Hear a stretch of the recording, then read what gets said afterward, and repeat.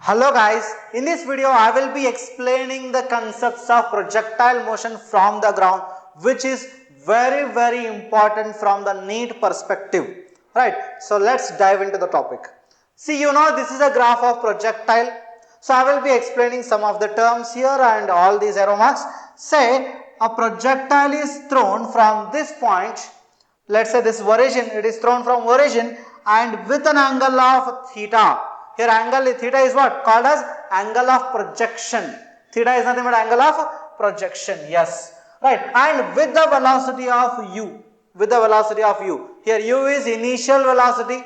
Velocity with which my projectile is thrown. And theta is what? Angle of projection. And this initial velocity I am splitting into two components. One is horizontal component, we take it as ux. One is vertical component, we take it as what? Uy.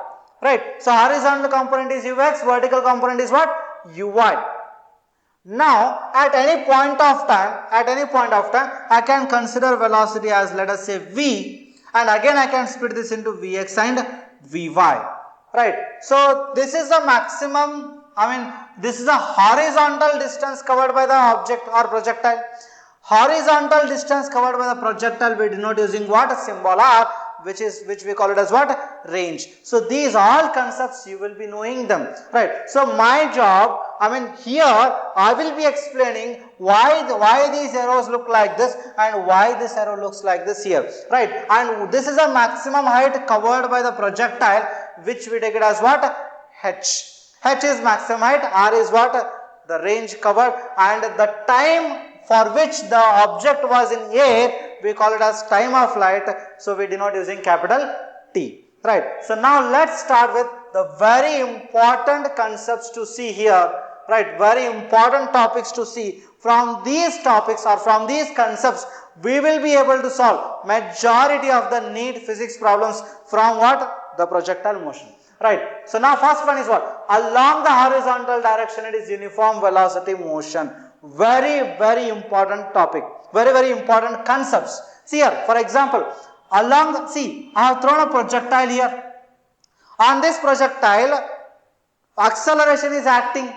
Yes, but in what direction? See, if I throw a projectile like this, acceleration acting on the projectile is only one acceleration. Right, we are neglecting air resistance. We are not worried about air resistance. Only one component, one acceleration is acting on the projectile. What is that acceleration? That's nothing but acceleration due to gravity. Right, acceleration due to gravity is the only acceleration acting on the projectile. So acceleration due to gravity direction is what? It acts downward. That means along the horizontal there is no acceleration.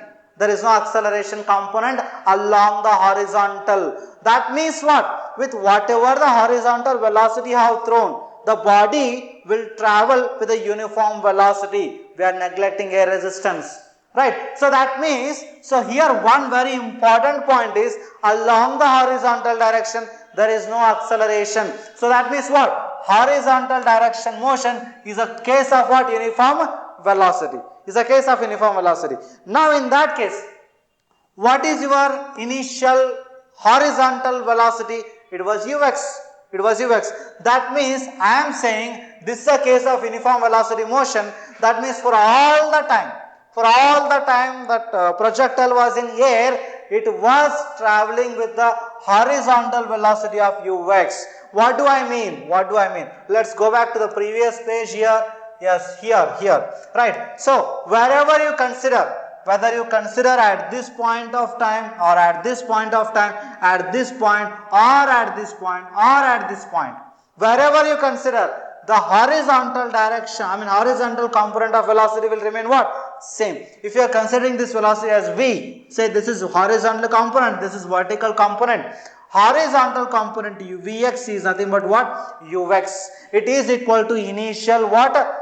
Initial horizontal component of what? Velocity. It will be equal. Why? Along the horizontal there is no acceleration. It is uniform velocity motion. Wherever you consider, here also you can see it is ux. There is no vertical component. Why? We will see in the vertical, in the second point. But at this moment of time, along the horizontal direction, the velocity will remain same. See, even if you take this velocity as v, vx, and here it is vy. Vx will be equals to what? Ux. Again here v, it will be vx, it will be what? Vy. Vx will be equals to what? Ux. So at any point you take along the horizontal direction, velocity component will remain what? Same. This is one of the most important point to remember for NEET, right? Yeah. So first one, along the horizontal direction, it is uniform velocity motion. So if you want to find distance traveled by the body along the horizontal direction, let's take it as x. Time taken for that let's take it as t. You are along the horizontal direction, your velocity is what? Ux. I want to find the horizontal distance covered by the body in any time t. So in that case you can use Ux is equal to what? X upon t. Simple displacement, so velocity is equal to displacement upon time. Right? Simple formula we are using. Right? Because it is a case of what? Uniform velocity motion. So using this formula you can find range. So range I can write it as what? See here, Ux is equal to range. Time taken for range is what? Time of flight. So you can use this formula and you can get the expression for range, which is u square sine 2 theta upon what? G. U square sine 2 theta upon what? G. This is a formula for what? Range. Right? So next one is what? Next very important point here is what? Yes. Along the vertical direction, it is accelerated motion. Very important point. One more very important point. Along the vertical direction. Why accelerated motion? Because acceleration due to gravity is acting downward. So in that case, you want to say this is your projectile. You want to find at this moment of time. See, we know Vx will be equals to Ux. I told you. You want to find Vy. So what we can do? It is accelerated motion. We can apply equations of what? Motion. So for this motion I can write Vy is equal to Uy minus gt. Right? So why? This is accelerated motion. So using this is here. Look at this. This is a very important basic point here. Along the vertical direction it is accelerated what? Motion. So now one very important point to remember here. Is what? So Vy component will be changing. But Vx component will be remaining what? Same. Right. So one more very important point is till it reaches maximum height, Vy component will be directed what? Upward. After that, in the next half, Vy component will be directed what? Downward. Right. So this is one more very important point to be noted. Along the vertical direction, it is what? Accelerated motion. Right. So the next important point to be noted here is what? Yes. This is one of the most important concept for entire NEET projectile motion. Right. So at maximum height Vy is 0 and velocity is horizontal and instantaneous speed is what? Minimum. Let's understand this concept.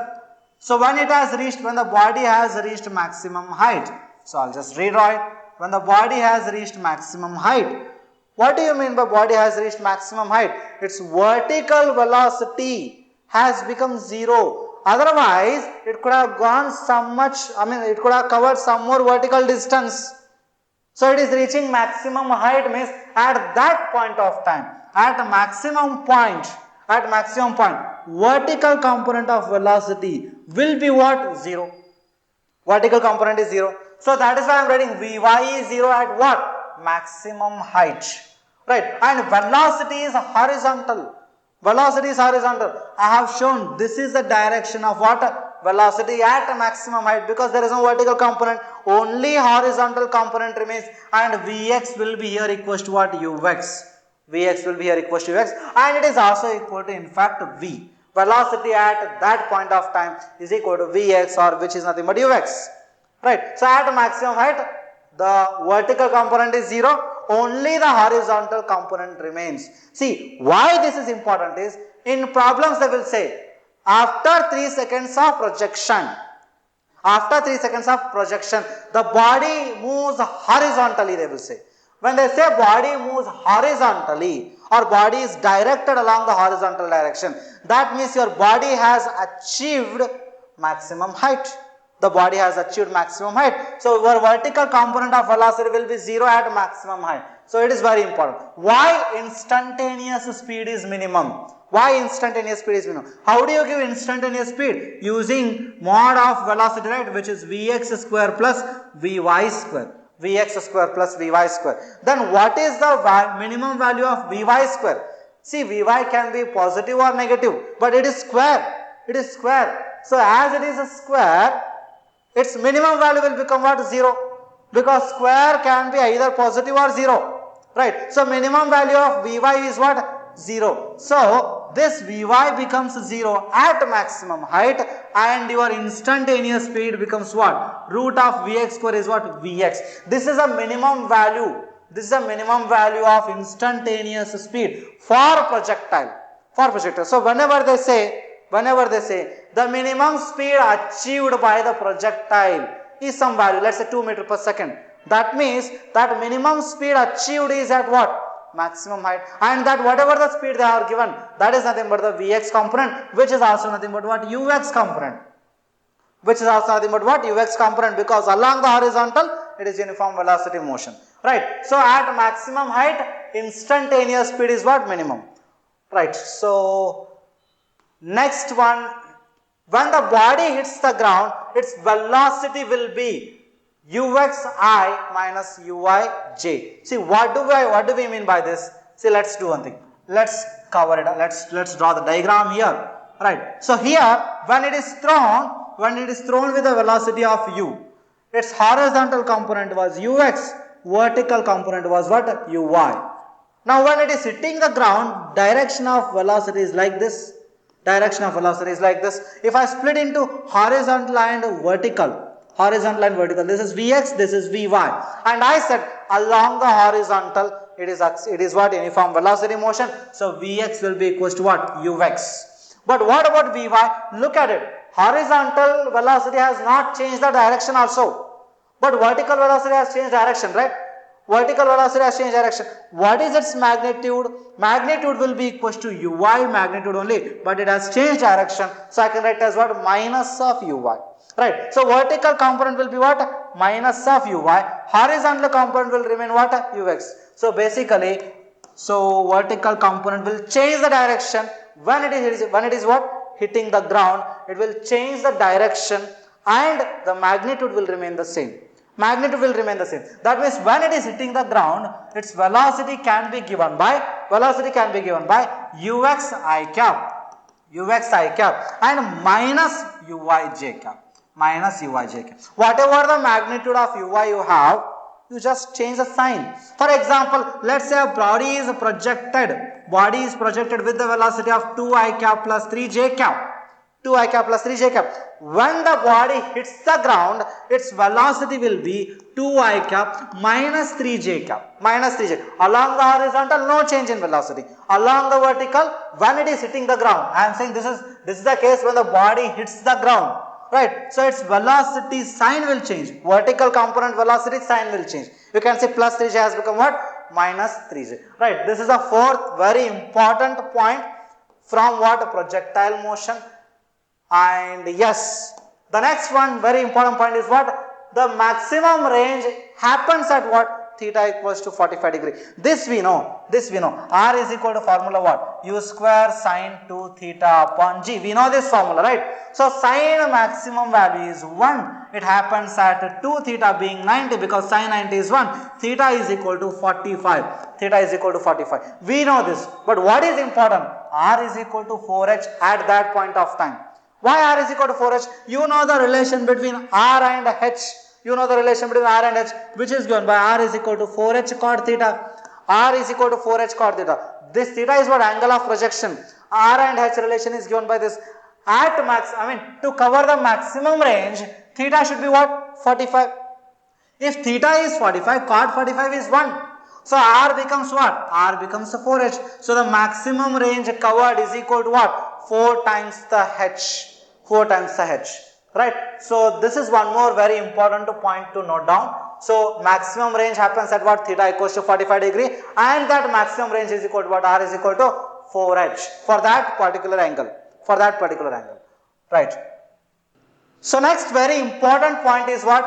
For complementary angles, range is same and height is maximum for greatest of the two angles. So what do we mean by this? See, R depends on what? R depends on u square sine 2 theta upon g, R formula, right? So R depends on sine 2 theta, right? Now let's take some two angles, say theta 1 and theta 2. So theta 1 I'll take it as, let us say, 40 degree. Theta 2 I'll take it as, let us say, 50 degree.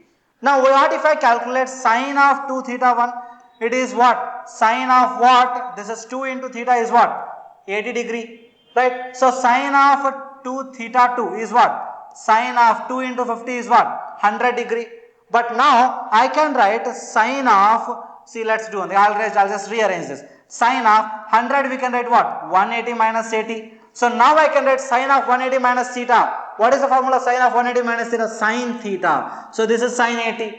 So these values are remaining what? Same. These values are remaining what? Same. That means provided u remains same. Provided u remains same, if theta values are complementary for two complementary angles of projection, ranges will be what? Same. R will remain same. If they are what? If angles of projections what? Complementary. Complementary in the sense what? 40 plus 50 is what? 90. 40 plus 50 is what? 90. So if two angles are such that their sum is 90 degree, ranges will remain the same, but not the height covered, not the maximum height they cover. The maximum height they cover depends on what? So what is the formula for h? U square sine square theta upon 2g. U square sine square theta upon 2g. Now for this, it depends only on sine theta. It depends only on sine theta. So see here, as theta increases from 0 to 90, as theta increases from 0 to 90, sine theta will also increase.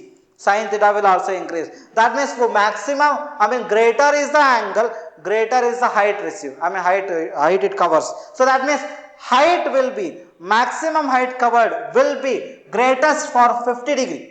Because as theta is more, sine theta is more.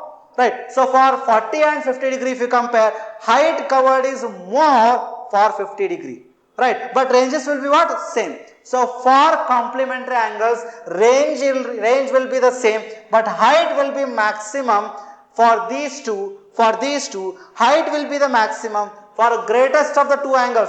Greatest of these two angles is what? 50 degree. So height is maximum for 50 degree, but range remains what? Same. So these are the very important 6 points from the chapter motion in 2 dimension in projectile motion. So if you know these points, you can solve the problems easily. So how to solve the problems and how to apply these kind of questions, how to apply these concepts to the questions in NEET and solve them in fractions of second, we will be seeing in the next video.